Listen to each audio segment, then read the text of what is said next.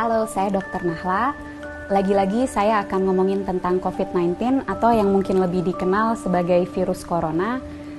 Mudah-mudahan belum pada bosan dan jangan sampai bosan dulu karena banyak sekali informasi sekarang yang beredar, belum tentu betul, masih banyak hoax-hoax yang harus dibasmi, dan bagi teman-teman yang bisa mendapatkan banyak informasi, semoga dapat juga meneruskan informasi ini karena apa yang kita lakukan harus kita mulai dari diri kita sendiri dan kita ajak teman-teman di sekitar kita untuk melakukan hal yang sama.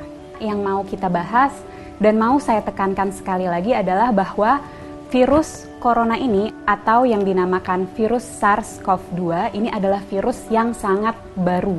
Apa dampak dari fakta bahwa ini adalah virus yang baru?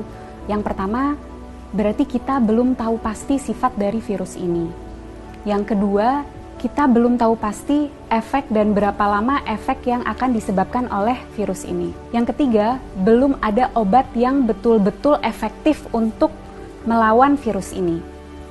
Yang keempat, belum ada vaksin yang bisa mencegah seseorang untuk tidak terinfeksi virus ini. Jadi itu yang teman-teman harus selalu ingat.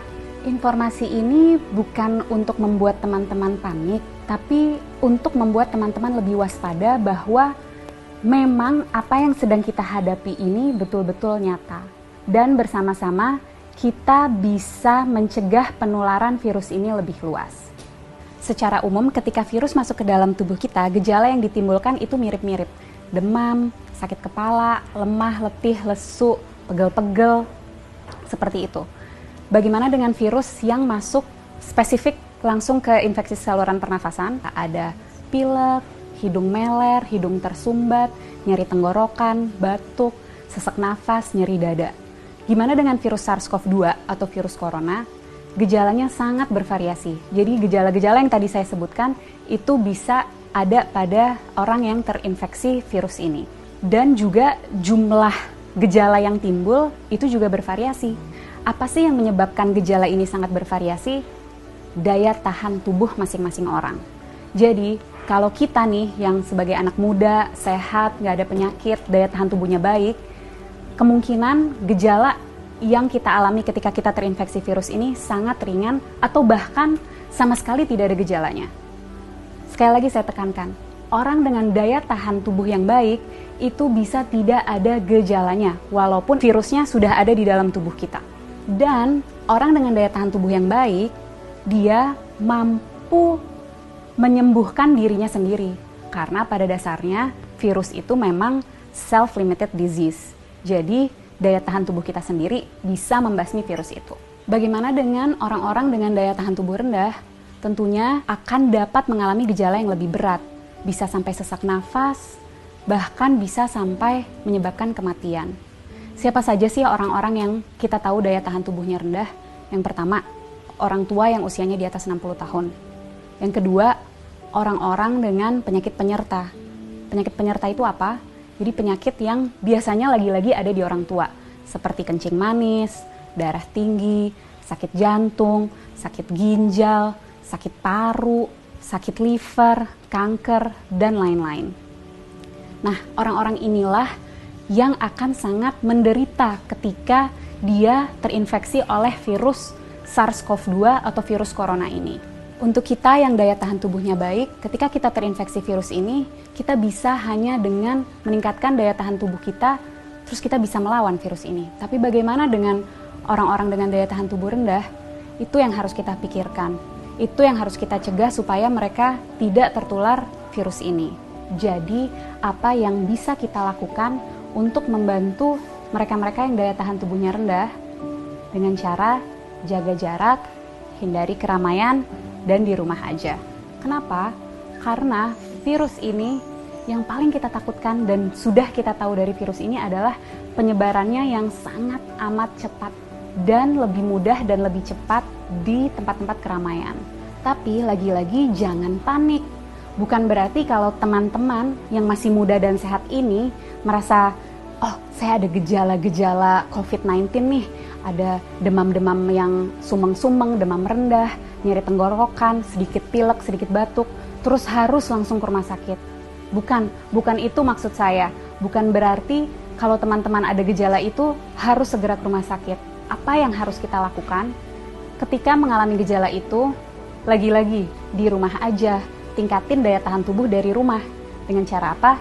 Istirahat yang cukup, tidur malam yang cukup, 7-9 jam, makan makanan bergizi, minum air yang banyak, kalau bisa lakukan olahraga atau aktivitas ringan di rumah. Kenapa untuk kita yang muda dan sehat ketika mengalami gejala-gejala penyakit COVID-19 lebih baik di rumah aja dan nggak perlu ke rumah sakit? Karena kita mau memastikan bahwa rumah sakit itu tetap tersedia untuk mereka yang betul-betul membutuhkan. Orang tua, orang dengan daya tahan tubuh yang rendah, dan orang-orang muda yang mengalami gejala berat seperti sesak nafas. Mereka itulah yang harus segera ke rumah sakit. Jadi kita pastikan rumah sakit memang untuk mereka yang membutuhkan. Kalau kita bisa di rumah aja. Bagaimana dengan kita yang tidak ada gejala? Sebaiknya tetap jaga jarak, hindari keramaian, dan di rumah aja. Kenapa? Karena seperti yang tadi sudah sempat saya jelaskan, orang dengan daya tahan tubuh baik bisa jadi tidak menimbulkan gejala apapun. Jadi kalau dari luar dia terlihat sehat, belum tentu tidak ada virus itu di dalam tubuhnya. Dan orang-orang tanpa gejala ini tetap bisa menularkan ke orang lain.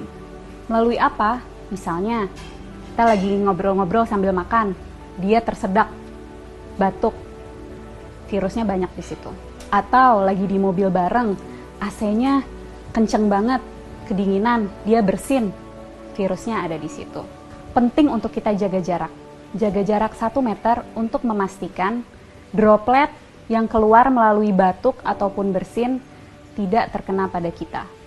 Penting sekali untuk kita untuk selalu cuci tangan dengan cara yang benar dan sering-sering untuk memastikan jika secara tidak sengaja kita menyentuh droplet itu, kita bisa membersihkannya. Dan yang juga penting, jangan menyentuh wajah dengan tangan kita yang belum bersih. Kenapa? Karena virus akan lebih cepat menyebar, lebih cepat masuk melalui mukosa mata, hidung, dan mulut. Penting untuk kita menghindari keramaian untuk memutus rantai penularan ini. Penting untuk kita di rumah aja supaya kita bisa terus meningkatkan daya tahan tubuh kita untuk dapat melawan virus ini. Bagaimana untuk kita yang tidak bisa di rumah aja, terpaksa harus bekerja di luar atau harus pergi keluar, tetap usahakan untuk menjaga jarak. Jaga jarak 1 meter dan usahakan sebisa mungkin menghindari keramaian. Jangan lupa untuk selalu menjaga kebersihan dengan mencuci tangan yang bersih. Kalau tidak bisa menemukan air dan sabun, kita bisa menggunakan sanitizer. Para peneliti, dokter-dokter, farmasis, tenaga medis, dan semua sedang berusaha mati-matian untuk mencari obat dan vaksin dari virus ini. Mari kita berperan membantu mereka dengan cara jangan panik tapi tetap waspada. Kita jaga jarak, hindari keramaian, dan di rumah aja. Nggak perlu ke rumah sakit kalau gejalanya ringan. Pastikan rumah sakit tersedia untuk mereka yang membutuhkan, orang-orang tua, orang dengan daya tahan tubuh rendah, dan orang-orang dengan gejala yang berat seperti sesak napas. Yuk teman-teman, kita bareng-bareng lawan virus SARS-CoV-2 ini. Dan untuk teman-teman medis, tetap semangat.